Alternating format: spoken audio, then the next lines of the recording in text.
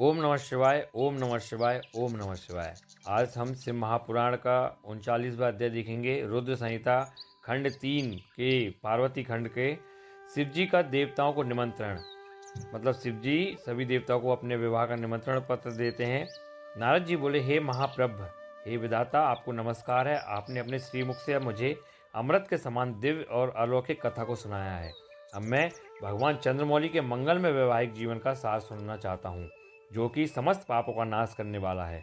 भगवान कृपा कर मुझे यह बताइए, जब शैलराज हिमालय द्वारा भेजी गई लग्न पत्रिका महादेव जी को प्राप्त हो गई तो महादेव जी ने क्या किया?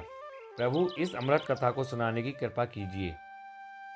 ब्रह्मा जी बोले, हे मुनि श्रेष्ठ नारद, लग्न पत्रिका को पाकर भगवान शिव ने मन में बहुत हर्ष का अनुभव किया। लग्न पत्रिका लेकर आए शैलराज के बंधु बांधवों का उन्होंने यथा योग्य आदर सत्कार किया। तत्पश्चात उन्होंने इस लग्न पत्रिका को पढ़कर स्वीकार किया तथा पत्रिका लेकर आए हुए लोगों को आदर सम्मान से विदा किया।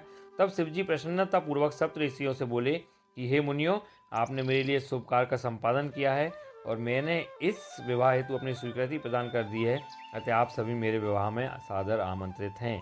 भगवान शिव के शुभ वचन सुनकर ऋषिगण बहुत प्रसन्न हुए और उनको आदरपूर्वक प्रणाम करके अपने धाम को चले गए। जब ऋषिगण कैलाश पर्वत से चले गए तब भक्तवत्सल भगवान शिव ने तुम्हारा स्मरण किया। तुम अपने सौभाग्य की प्रशंसा करते हुए तुरंत उनसे मिलने उनके धाम पहुंच गए। शिव जी के श्री चरणों में तुमने मस्तक झुकाकर प्रणाम किया और वहां हाथ जोड़कर खड़े हो गए। भगवान शिव बोले, हे नारद, तुम्हारे दिए गए उपदेश से प्रभावित होकर ही देवी पार्वती ने घोर तपस्या की और उससे प्रसन्न होकर मैंने उन्हें अपनी पत्नी बनाने का वरदान दे दिया है। पार्वती की भक्ति ने मुझे वश में कर लिया है। अब मैं उनके साथ विवाह करूंगा। सप्त ऋषियों ने शैलराज हिमालय को संतुष्ट कर इस विवाह की स्वीकृति प्राप्त कर ली है और हिमालय की ओर से लग्न पत्रिका भी आ चुकी है। आज से 7वें दिन मेरे विवाह का दिन सुनिश्चित हुआ है। इस अवसर पर महान उत्सव होगा, अतः तुम श्रीहरि, ब्रह्मा, सब देवताओं, मुनियों और सिद्धों को मेरी ओर से निमंत्रण पत्र भेजो और उनसे कहो कि वे लोग उत्साह और प्रसन्नतापूर्वक सज धज कर अपने अपने परिवार के साथ सादर मेरे विवाह में पधारें। नारद, भगवान शिव की आज्ञा पाकर आपने हर जगह जाकर आदरपूर्वक सबको इस विवाह में पधारने का निमंत्रण दे दिया। तत्पश्चात भगवान शिव के पास आकर उन्हें सारी जानकारी दे दी। तब भगवान शिव भी आदरपूर्वक सब देवताओं के पधारने की प्रतीक्षा करने लगे। भगवान शिव के सभी गण संपूर्ण दिशाओं में नाचने गाने लगे। सभी ओर उत्सव होने लगा। निमंत्रण पाकर अति प्रसन्नता से सज धज कर भगवान श्री हरि, विष्णु भी, श्री लक्ष्मी और अपने दल बल को साथ लेकर कैलाश पर्वत पर जा पहुँचे। वहां पधार कर उन्होंने भक्ति भाव से भगवान शिव को प्रणाम किया और प्रभु की आज्ञा लेकर अपना स्थान ग्रहण कर लिया। तत्पश्चात मैं भी सप्तनीक अपने पुत्रों सहित भगवान शिव के विवाह में सम्मिलित होने के लिए पहुंचा। भगवान शिव को प्रणाम करके मैंने भी वहां आसन ग्रहण कर लिया। इसी प्रकार सब देवता, देवराज, इंद्र आदि भी अपने अपने गणों एवं परिवारों के साथ सुंदर वस्त्रों और बहुमूल्य आभूषणों से शोभायमान होकर वहां पहुंच गए। सिद्धचरण, गंधर्व, ऋषि मुनि सब सहर्ष विवाह में सम्मिलित होने के लिए कैलाश पर पहुंच गए। अप्सराएं नृत्य करने लगी और देव नारियां गीत गाने लगी। त्रिलोकीनाथ भगवान शिव ने स्वयं को आगे बढ़कर सभी अतिथियों का सहर्ष आदर सत्कार किया। उस समय कैलाश पर्वत पर बहुत अनोखा और महान उत्सव होने लगा। सभी देवगण हर कार्य को कुशलता के साथ संपन्न कर रहे थे, मानो उनका अपना ही कार्य हो। प्रसन्नतापूर्वक सातों मातृकाएं शिव जी को आभूषण पहनाने लगी। लोकोचार रीतियां करके भगवान शिव की आज्ञा से श्री विष्णु आदि सभी देवता वर यात्रा अर्थात बारात लेकर जाने की तैयारी करने लगे। सातों माताओं ने भगवान शिव का श्रृंगार किया। उनके मस्तक पर तीसरा नेत्र मुकुट बन गया। चंद्रकला का तिलक लगाया गया। उनके गले में पड़े दोनों सांपों को उन्होंने और ऊंचा कर लिया और वे इस प्रकार प्रतीत होने लगे मानो सुंदर कुंडल हो। इसी प्रकार सभी अंगों पर सांप लिपट गए जो आभूषणों की सी शोभा देने लगे। सारे अंगों पर चिंता की भस्म रामा दी गई, वह चंदन के समान चमक उठी। वस्त्र के स्थान पर सिंह तथा हाथी की खाल को उन्होंने ओढ़ लिया। इस प्रकार श्रृंगार से सुशोभित होकर भगवान शिव दूल्हा बनकर तैयार हो गए। उनके मुखमंडल पर जो आभा सुशोभित हो रही थी उसका वर्णन करना कठिन है।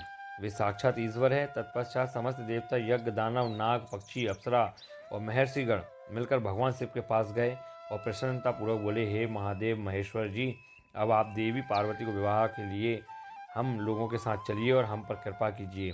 तत्पश्चात क्षीर सागर के स्वामी श्री हरि विष्णु भगवान शिव को आदरपूर्वक नमस्कार कर बोले, हे देवादिदेव महादेव भक्तवत्सल, आप सदैव ही अपने भक्तों के कार्यों को सिद्ध करते हैं। हे प्रभु, आप गिरजानंदिनी देवी पार्वती के साथ वेदोक्त रीति से विवाह करिए। आपके द्वारा उपयोग में लाई जाने वाली विवाह रीति ही जगत में विवाह रीति के रूप में विख्यात होगी। भगवान, आप कुल धर्म के अनुसार मंडप की स्थापना करके इस लोक में अपने यश का विस्तार कीजिए। भगवान विष्णु के ऐसा कहने पर महादेव जी ने विधि पूर्वक सब कार्य करने के लिए मुझ ब्रह्मा से कहा। तब मैंने श्रेष्ठ मुनियों कश्यप, अत्रि, वशिष्ठ, गौतम, भागुरी, गुरु, कश्यप, बृहस्पति, शक्ति, जमदग्नि, पराशर, मार्कंडेय, अगस्त्य, च्वन, गर्ग, शिलापाग, अरुणापाल, अकृतश्रम, शिलाद, दधीचि, उपमन्यु, भरद्वाज, अत्कर्वण, पिपलाद, कुशिक, कौश तथा शिष्यों सहित व्यास आदि उपस्थित ऋषियों को बुलाकर भगवान शिव की प्रेरणा से विधि पूर्वक अभ्युदय कर्म कराए। सबने मिलकर भगवान शंकर की रक्षा विधान करके ऋग्वेद यजुर्वेद द्वारा स्वस्ति वाचन किया। फिर सभी ऋषियों ने सहर्ष मंगल कार्य संपन्न कराए। तत्पश्चात गिरों एवं विघ्नों की शांति हेतु पूजन कराया। इन सब वैदिक और अलौकिक कर्मों को विधि पूर्वक संपन्न हुआ देखकर भगवान शिव बहुत प्रसन्न हुए। तब भगवान शिव हर्षपूर्वक देवताओं और ब्राह्मणों को साथ लेकर अपने निवास स्थान कैलाश पर्वत से बाहर आए। उस समय शिव जी ने सब देवताओं और ब्राह्मणों को आदरपूर्वक हाथ जोड़कर नमस्कार किया। चारों ओर गाजे बाजे बजने लगे। सभी मंत्रमुग्ध होकर नृत्य करने लगे। वहाँ बहुत बड़ा उत्सव होने लगा। तो ये 39वां अध्याय था जिसमें भगवान शिव की बारात प्रारंभ होने जा रही है, शुरू होने जा रही है और सभी देवताओं गण को बुला लिया गया है, सभी को निमंत्रण दे दिया गया है।